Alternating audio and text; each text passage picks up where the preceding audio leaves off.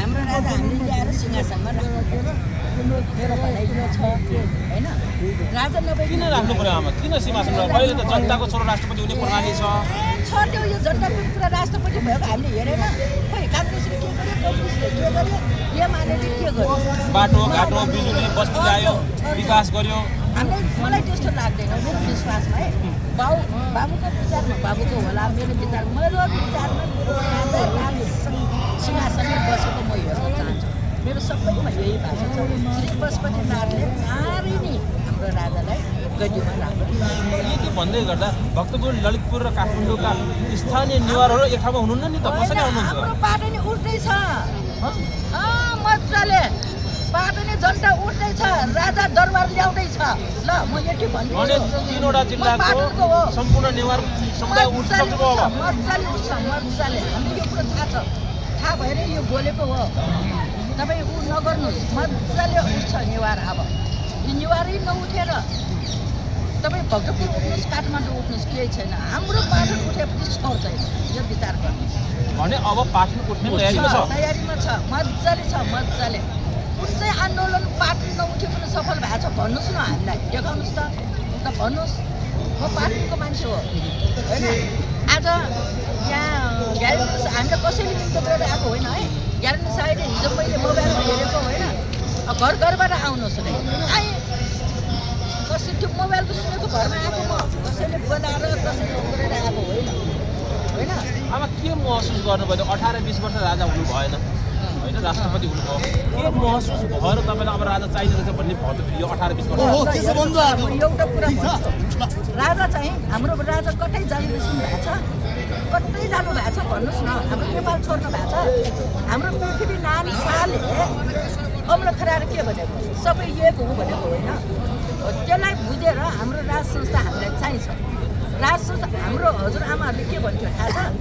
राजा सवारी भयो भने टेकेको ठाउँमा टिकट झिकेर लाउनु है विष्णु भगवानको अवतार हुनुहुन्छ राजा भन्थ्यो हाम्रो हजुरआमाले त्यो हाम्रो हजुरआमाले त्यस्तो सिकाएको भएर हामीलाई चाहिँ राजा विष्णु भगवानै अवतार अहिलेसम्म लाग्छ राजा आउनु पर्छ राजा गद्दीमा बस्नुपर्छ तर राजा त आउनु जहिले पनि भइरहेको छ अबको आन्दोलनमा जनताले राजाले ल्याउनुपर्छ अहिलेका नेता राष्ट्रपतिसँग यस्तो भिन्न तपाईँलाई किन लाग्यो देश बेचेर खान लाग्यो जनता कहाँ छ भने जनताको बच्चाहरू सबै बाहिर पठाइरहेको छ मेरै घरमा नातिनीहरू छैन छोराहरू छैन हो कि होइन भन्नुहोस् त म त पढाइ छैन बाबु मेरो म लेख्न पनि जान्दैन म पढ्न पनि जान्दैन यति बोल्न भगवान्ले सिकाएको मलाई इच्छा लागेको मैले बोलेँ कसैले मलाई रिस गर्नु पनि पर्दैन आफ्नो अधिकार आफूले जमाउनु पाए कि नपाए त्यही कुरा मैले यहाँ भनेको नेताले र राष्ट्रपति यो देश बेच्न थाल्लाइसके कोले खायो कोले खाइने खाने जतिले खाइसक्यो कसले बेचेर खायो अब हामीलाई चाहियो अहिले आएर राजा चाहियो हामीलाई राजाको पहिल्यैदेखि चाहिएको हो नेता दलले ल्याउन दिएको के गर्नुहुन्छ हेर्दै जानुहोस् तपाईँ हेर्दै जानुहोस् कहिलेसम्म हेर्ने हामीले कहिलेसम्म हेर्ने पाठाले ल्याउँछ भने अब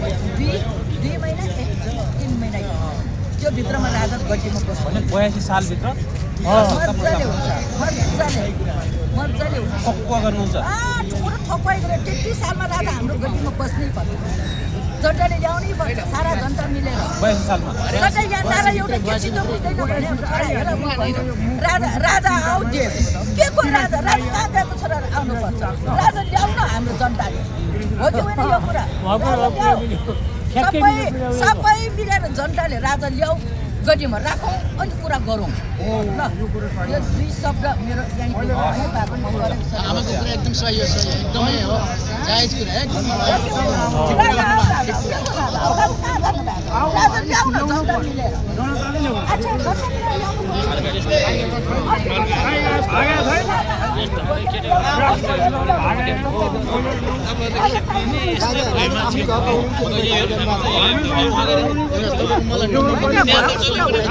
थाहा पनि छैन भनिदियोस् बोलिदियोस् मुगलानी एसडी चाहिँ तपाईले गर्दा हुन्छ मुगलानी एकदम भुलारी